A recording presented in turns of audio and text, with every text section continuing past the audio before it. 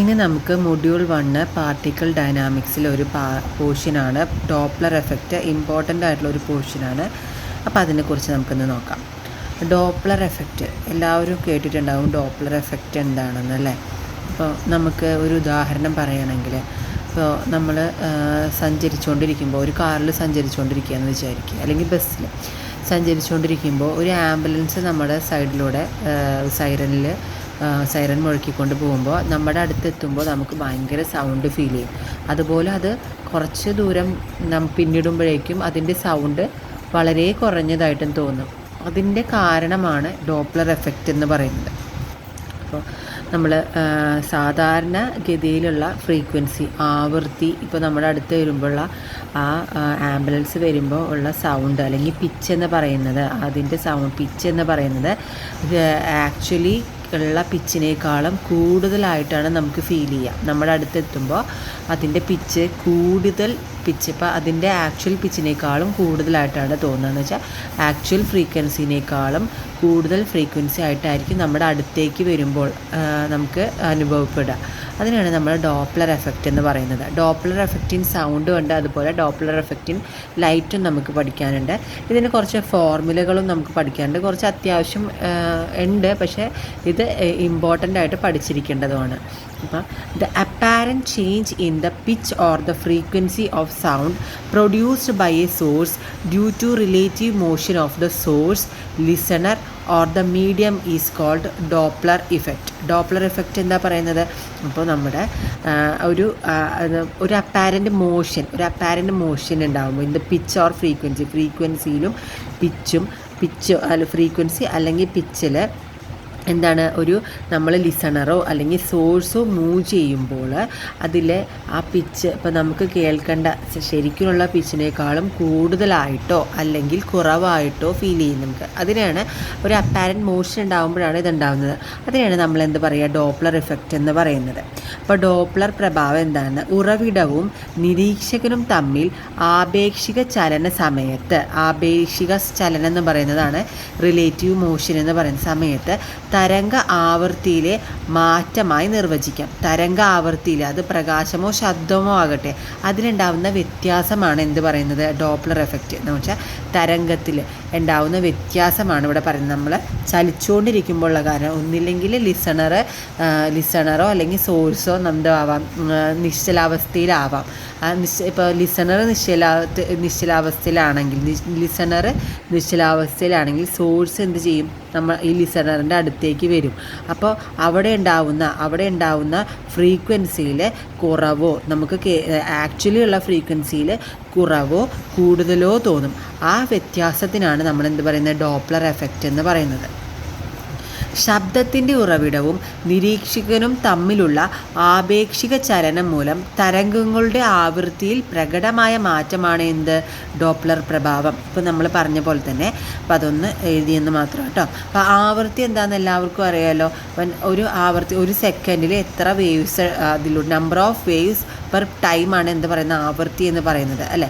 ആവൃത്തി ഫ്രീക്വൻസി കൂടുമ്പോൾ എന്താണ്, അവിടെ പിച്ച് കൂടുതലായിരിക്കും അല്ലേ. ഇപ്പോൾ നമുക്ക് ഒരു ഉദാഹരണത്തിൽ പറയുകയാണെങ്കിൽ, ഇപ്പോൾ നമ്മുടെ കുട്ടികളുടെ വോക്കൽ കോഡിൻ്റെ ലെങ്ത്ത് വളരെ കുറവാണെങ്കിൽ അവരുടെ സൗണ്ട്, അവരുടെ ഫ്രീക്വൻസിക്ക് എന്തുണ്ടാവും, കൂടുതലായിരിക്കും കുറവായിരിക്കും.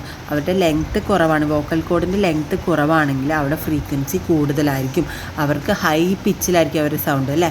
അപ്പോൾ നമ്മൾ കുറച്ചും കൂടി വലുതാകുമ്പോൾ, പ്രായമാകുമ്പോൾ, അല്ലെങ്കിൽ ആൺകുട്ടികൾ ഒരു 18 വയസ്സൊക്കെ ആകുമ്പോൾ, 18 വയസ്സാവേണ്ട അതിന് മുമ്പ് തന്നെ അവരുടെ വോക്കൽ കോഡിൻ്റെ ലെങ്ത്ത് കൂടുതലാകുമ്പോൾ അവരുടെ ഫ്രീക്വൻസി എന്തായിരിക്കും, അവരുടെ ഫ്രീക്വൻസി വളരെ കുറവായിരിക്കും. അവരുടെ പിച്ച്, അവരുടെ സൗണ്ടിനൊരു വ്യത്യാസം വരുന്നത് കണ്ടിട്ടില്ലേ.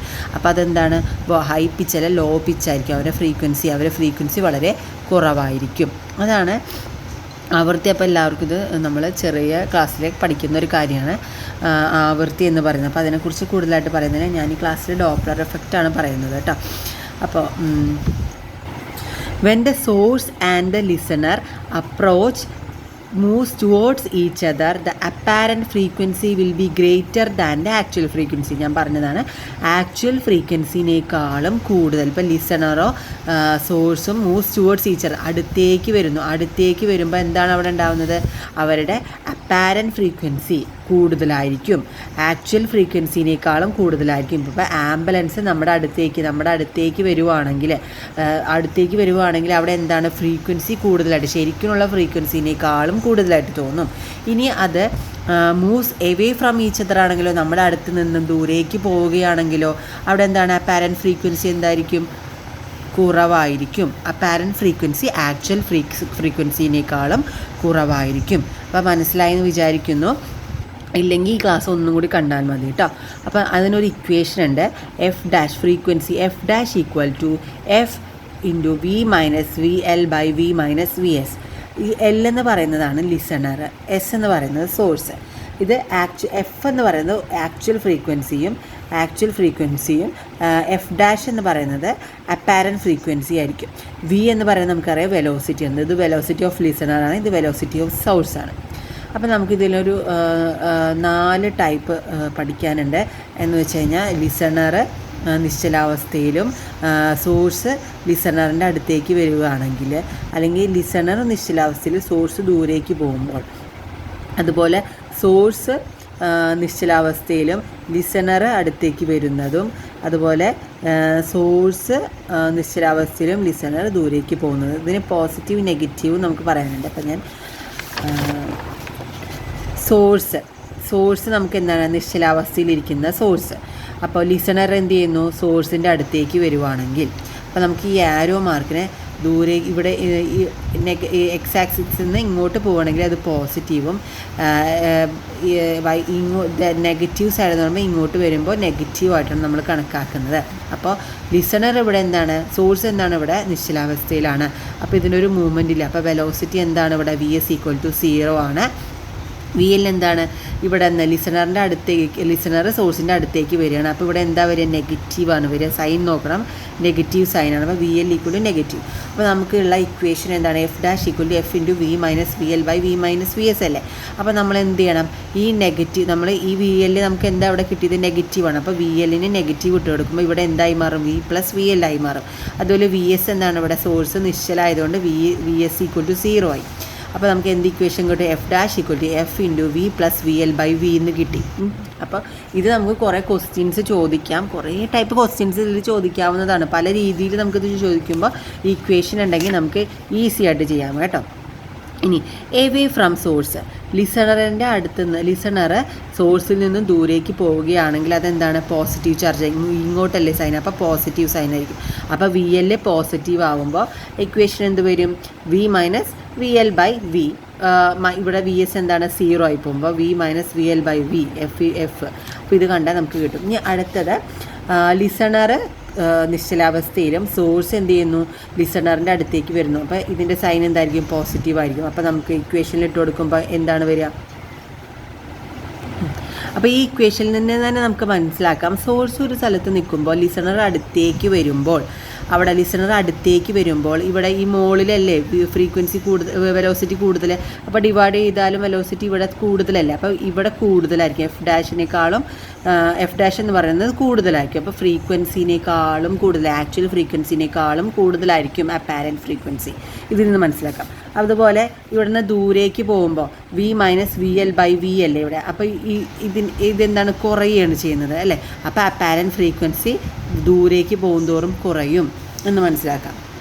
ഇനി ഇവിടെ എന്താണ്? സോഴ്സ് മൂവ് ചെയ്യുന്നു, ലിസണറിൻ്റെ അടുത്തേക്ക് മൂവ് ചെയ്യുമ്പോൾ ഇത് +V ആവും. VS എന്താവും? VS പ്ലസ് ആയിരിക്കും. അപ്പോൾ V മൈനസ് VL എന്താ? ഇവിടെ 0 ആയി. അപ്പോൾ V മൈനസ് VL 0 ആവും ബൈ V മൈനസ് VS. അതേപോലെ തന്നെ എഴുതാം. അപ്പം മുകളിലത്തെ കുറവായിരിക്കും. അപ്പോൾ നോക്കി നോക്ക്, ഇതും അടുത്തേക്ക് വരുമ്പോൾ എന്താണ്? അവിടെ അപ്പാരൻറ്റ് ഫ്രീക്വൻസി കൂടുതലായിരിക്കും.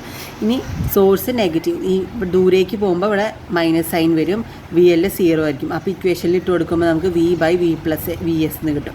അപ്പോൾ ഇതുപോലെ പല രീതിയിൽ ചോദിക്കാം എന്ന് പറഞ്ഞാൽ ഇതിനിപ്പോൾ ഒരെണ്ണം നിശ്ചലാവസ്ഥയിലല്ലേ. അപ്പോൾ നമുക്ക് L ഒരേ ഡയറക്ഷനിൽ പോകുന്നതായിരിക്കും.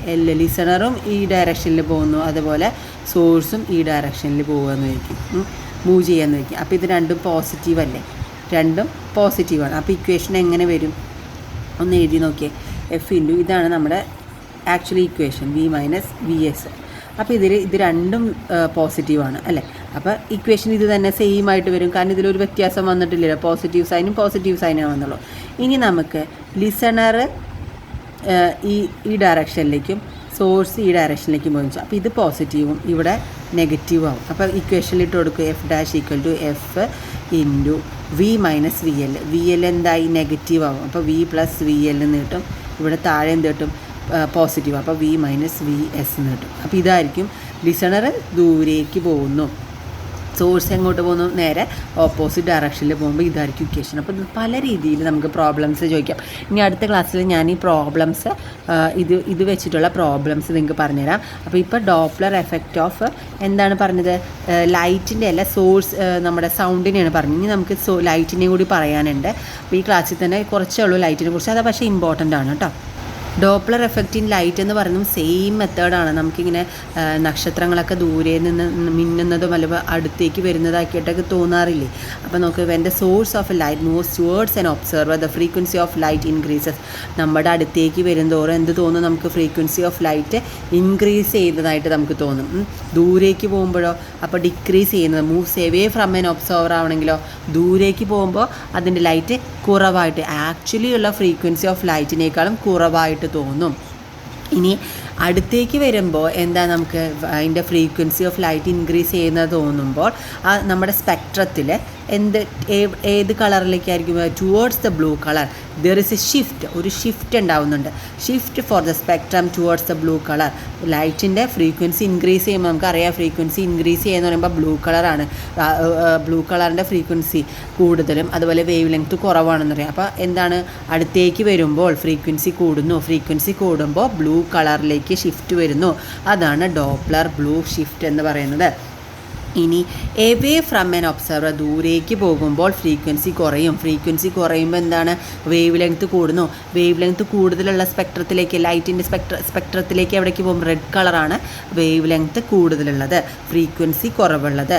അപ്പോൾ അതിന് പറയുന്നതാണ് ഡോപ്ലർ റെഡ് ഷിഫ്റ്റ് എന്ന് പറയുന്നത്. അപ്പോൾ ഈ ക്ലാസ് എല്ലാവർക്കും മനസ്സിലായെന്ന് വിചാരിക്കുന്നു. മനസ്സിലായെങ്കിൽ ഇതുപോലത്തെ ടോപ്പിക്കുകൾ ഇനിയും വേണമെങ്കിൽ ജസ്റ്റ് ഒന്ന് കമൻറ്റ് ചെയ്യാം, അത് ഞാൻ എടുത്തു തരുന്നതാണ്.